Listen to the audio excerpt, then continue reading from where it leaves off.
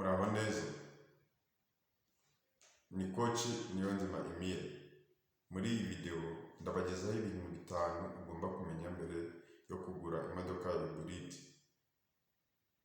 Ibyo bintu 5, icya mbere ni battery. Imodoka za hybrid zigira amabatiri abiri. Zigira batiri isanzwe musanzwe muzi ziba mu mamodoka asanzwe akoresha mazutu cyangwa esasi. Zikagira n'indi batiri ya hybrid ikoresha amashanyarazi. Iyo batiri iba igizwe n'icyo bita module. Module nazo zikaba zigizwe n'icyo bita cell. Iyo batiri ya hybrid igize ikibazo nk'umuriro ukagabanuka, biba bisaba yuko uburyo bwa mbere ni ugufata module yose ni ugufata battery pack bakayihindura yose, cyangwa bagafata seri imwe ifite umuriro mukeya bakayisimbuza iyindi.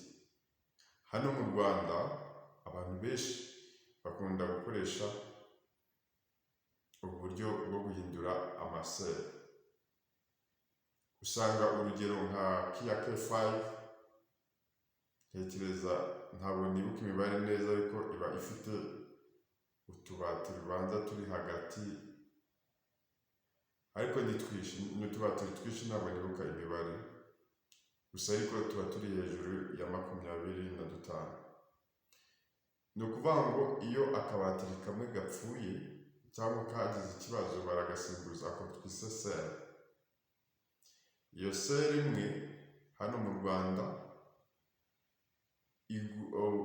kuyisimbuza igura 80,000 n'ibihumbi 120. Nawe ugura byumva. Niba urugero ufitemo utubatiri dufite umuriro mukeya nka 5, nawe ukumva amafaranga nyine ushobora kwishyura. Icyo ni ikintu ugomba kuzirikana mbere y'uko ugura imodoka ya hybrid, kuko muri rusange imodoka za hybrid baba barazikoze bateganya yuko niyo wajya kuri internet wabibona ko zizakora byibuze imyaka 10 batiri yenda zikaba zahindurwa. Ubwo rero icyo ngicyo ni ikintu ugomba kumenya nujya kugura imodoka ya hybrid, ko iramutse igize ikibazo cy'amabatiri ugomba kuba ufite amafaranga, kandi ntabwo ari nka Toyota cyangwa izindi modoka urugero nka Benz, izo amafaranga yazo aba ari hejuru. Kandi ntabwo iki kibazo kijyanye n'amabatiri ntabwo ari ikibazo gipfa gukorwa n'umukanishi uwo ari we wese. Icyo kintu ugomba kukizirikana. Tujye ku cya kabiri. Imodoka nyinshi hano mu Rwanda za hybrid, by'umwihariko Kia K5, Toyota Prius, Hyundai Sonata ndetse n'izindi. Izo nizo nibanzeho kuko yenda zifite experience y'ibintu nzi niboneye n'amaso yanjye. Izo modoka nujya kuzigura byaba byiza ugiye kugura iyo modoka usanzwe ufite amafaranga cyangwa usanzwe ufite indi modoka, kuko ntabwo ari byiza kuyigura iyo ari bwo bwa mbere ugiye gutunga imodoka, ari bwo bwa mbere uri kwiyubaka. Kubera iki? Kuvuga ngo iyi modoka iyo igize ikibazo cya EBS usanzwe ibigura hagati ya hano i Kigali, EBS iboneka hagati na makumyabiri nko mu kwa gatanu muri 2025 umwaka ushize. EBS yaguraga hagati ya 1,500,000 na 2,000,000. Nawe urabimva ugize ikibazo cya EBS ufite imodoka urasabwa 2,000,000. Nawe urabyumva ko si amafaranga y'umuntu uwo ari we wese cyangwa umuntu ukizamuka utarabona ubushobozi buhagije. Icyo kintu ugomba kukizirikana. Ikindi iyo ikibazo cya ABS ubundi kiza gute? Iyo utwaye imodoka kiza kuba imodoka ifite ikibazo cya ABS, wumva ujya kumva iri kudunda wagira ngo ni umuntu uri gukubita nk'akanyundo ku ntuze, iri gukubita di, ariko ukabona ikigenda mu ntuze muri kilometero 20 ku isaha. Iyo bigenze gutyo nta kindi kintu ushobora guhita ukora usibye ushaka aho uyiparika, ugashaka umukanishi uri specialize ukora ibintu bya hybrid akagufasha. Ntabwo izi modoka ari imodoka umuntu aha umuntu uwo ari we wese. Ufata imodoka yawe umuntu uwo ari we wese bishobora kukongera amafaranga uzishyura, kuko iyo uyihaye umuntu umukanishi, kuko abakanishi bose ntabwo bakora imodoka za hybrid, azahita ajya gushaka undi muntu umufasha kuyikora, nasanga nawe atayizi ajya gushaka undi. Iyo processes yose iba yagufasha, yatuma ugira expenditure nini. Byaba byiza rero niba uramutse wagize ikibazo ushaka abantu bari specialize ku izi modoka za hybrid. Gusa ikindi navuga kuri izi ABS, ntabwo abantu bazicuruza bose ntabwo batanga ntuzi, ntabwo batanga garanti. Gusa hari abatanga garanti y'ukwezi, baguha garanti y'ukwezi, iminsi 30 yazarangira nta kibazo igize, ubwo ukagenda. Nyuma yaho wagira ikindi kibazo cya ABS still ukaba wasubira gushaka indi, ubwo 1,500,000 cyangwa 2,000,000 amafaranga akagenda. Nuko bimeze. Bityo urumva yuko bisaba yuko utunga imodoka uri umuntu uri financial stable, usanzwe ufite nka business kwinjiza amafaranga, cyangwa ufite ahandi hantu ukura amafaranga. Iyo ni inama y'ingenzi rwose ugomba gutekerezaho mbere yuko ugura imodoka, nimba ari bwa mbere ugiye kugura iyi modoka ya hybrid. Ikindi cya gatatu sasa nicyo bita inverter cyangwa ni hybrid system failure. Bigenda gute sasa rero? Bino bigenda ubibona utwara imodoka ukabona warning muri dashboard, cyane akenshi bakunda kuzamo kariya kantu ka triangle k'agatangazo ka danje, kuvuga ngo imodoka za hybrid, zino modoka za hybrid ntabwo ari nka ziriya modoka za Toyota ushobora kuzamo akantu ka danje ukikomereza yenda ukamara n'igihe uyigenderaho. Zino modoka nimba ubonyemo izanyemo kariya kantu k'agatangaro kari mu ntuze muri mpande 3 purize, imodoka uzahita ushaka umukanisha ayirebe uri specialize, kuko nutabigenza gutyo ushobora kurisika kuba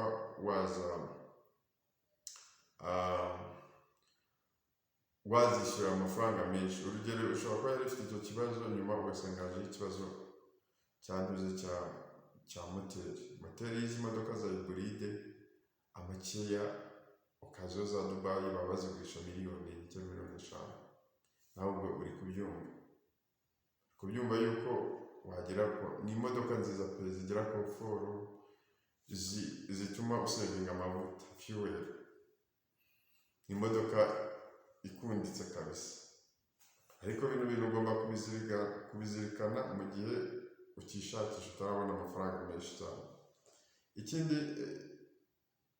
Ikindi tukiri kuri ibi bya inverter, akenshi izanyemo iyo system igafiringa system, ni ukuvuga ngo system ya hybrid nta yandi mahitamo, imodoka ihita ihagarara.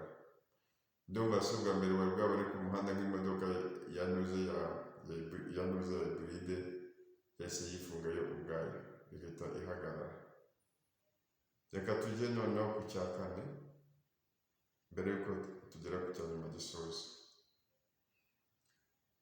Izi modoka zisanzwe ushobora gusiga wibagiwe nko gufunga umuryango w'imodoka. Iyo wibagiwe gufunga umuryango w'imodoka, izi modoka za hybrid, menya yuko bucya usanga imodoka itaka. Kubera iki? Kuba nubwo umuryango ufunguye, sisiteme iba igaragaza yuko imodoka ikiri ntuzi, ikiri sisiteme ya hybrid biri operational bigikora. Bityo rero nuramuka mu buryo ugize ibyago wenda niba nawe ureba iyi video usanzwe ufite imodoka ugasanga imodoka yawe yazimye, please ntuzapanike, ntabwo ari ibintu birenze. Icyo bizaba bigusaba ni iki?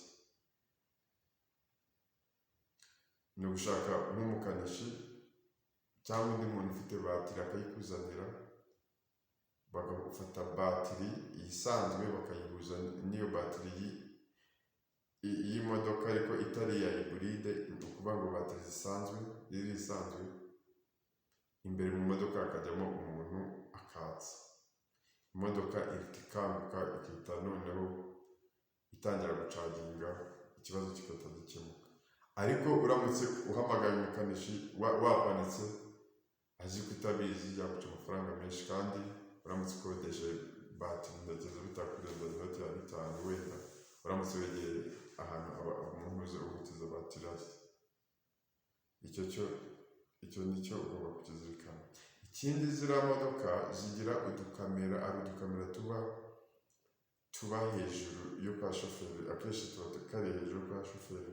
Mu bihugu byo hanze ziriya kamera ngo bazikoresha ba nyir'amamodoka batwaye, kugira ngo haramutse habaye ikosa mu muhanda, wenda mu gihe bibaye ngombwa ko hari penaliti ahabwa cyangwa igihano ahabwa, biba bihuje n'ukuri. Iyo bidahuje n'ukuri ashobora gukoresha kamera video iyo modoka ye yafashe akaba yayijyana ikaba yamurengera. Niyo mpamvu izo kamera zizana n'izo modoka ziriho. Gusa no mu Rwanda abantu benshi mbona bazifite ntabwo bazikoresha, akenshi ntabwo bazikoresha kuko ntabwo mbona baba bazikeneye cyane hano mu Rwanda. Gusa iyo wayicometse nayo uzirikana yuko ishobora kudurayininga umuriro w'intuza w'imodoka yawe. Iyo ni experience nkubwira uyumve. Ubwo nayo iyo yawudurayininze ikawumara, nta yindi no kuza gucomeka bagahuza inyuma amabatiri bagashitura, mbega bimwe bita byo gushitura, bihita byaka bikaba birarangiye. Gusa nayo mu gitondo igira sound imeze nk'iyo imodoka ifite ikibazo cya EBS. Umuntu yaramutse atabizi, ukaba n'umuntu w'umutekamutwe ushaka kukubwira ko ikibazo cya EBS kandi ari akantu koroshye ko gucaginga, akantu koroshye cyane. Ariko ntekereza yuko niba ugiye kugura imodoka ugomba kugatekerezaho. Ikindi tugiye gusorezaho ni ikijyanye na cooling system. Iki ni ikibazo gikunda nacyo kijya kiba kuri ziriya modoka, bitewe n'uko yenda ntekereza ari amavumbi aba yaraje kuri pope yayo, yaza kuri pope yayo akangiza ntuze cooling system. Cooling system ni system ifasha ku bijyanye no gutuma imodoka idashyuha, niko nabivuga. Mbega nka kuri imodoka ubona bifite ibintu by'amavandarateri biyifasha kugira ngo itagera idashyuha. Iyo byagenze gutyo imodoka igashyuha, akenshi bikunze kuba bibi cyane. Iyo ucunze nabi bishobora guhita byafekita moteri, byakwafekita moteri ukaba wakwishyura za miliyoni zo gucana moteri. Gusa ibyiza nugira ikibazo cya hybride ujya uhita uhamagara umukanishi. Izi modoka ni imodoka nziza, gusa zisaba kuba uri determine kandi ukajya uzikorera ku gihe.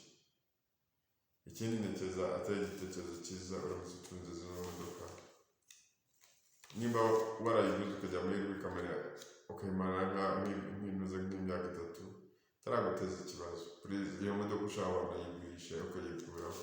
N'ubundi uyiguze yenda byazamubaho, ariko izi modoka ntekereza atari imodoka zo gutunga igihe kinini cyane, kuko kwitunga igihe kinini cyane ntekereza ishobora kuzana bimwe muri ibyo bibazo. Gusa icyiza change nikimera, change yije irabanza ikagorana, ariko solution zigenda ziboneka, abakanishi bagenda bazana bazana ibindi bintuze ibintu nakosa abakanishi abantu bagenda bagura spare parts zikagenda ziboneka buri Kigali zigenda ziboneka gusa nubwo ikibazo still ziba ziri high gusa kuba ziri high nta kibazo iyo zikora nta kibazo zikaba zikora perfect gusa nko kuri EBS ushobora kugura imwe nyuma ikanga wenda maybe ukabona bazanagura indi nicyo kibazo gusa gishobora kuba gusa akandi gatrick kabaho kwizera modoka nawe ushobora kwikora nikakubaho hari igihe ujya kuyatsa urabizi ugiye kuyatsa usanga harimo ntuze ledi akenshi haba harimo ledi ebyiri nko muri K5 cyangwa muri Sonata iyo harimo ledi imwe ntabwo imodoka yaka iyo byagenze kuriya rero uburyo byigeze kumbaho ngenda bikora nayo impamvu gukanisha umuntu aratinze kora research yambwiraga ati icyo kintu ntabwo gishobora gukunda umuntu adashyizeho computer ikintu ese nkora ni iki nakoze research nza kubona uko babigenza ubara amasegonda 10 wenda ushobora kubara rimwe kugeza ku 10 wakanze kuri start ukihita urekura iyo urekuye ya ledi nayo itizamo ukabona imodoka yose igenda ariko yamanutse agize ikibazo gutyo ugahamagara umukanishi cyangwa akagufasha utamenyera ibintu byanduza ntanaguca n'ibihumbi 50 bakaza kubikora please akantu k'ingenzi gusa turabashishikariza abantu bakeneye imodoka za Rex turazifite zitandukanye dufite ama Highlander dufite imodoka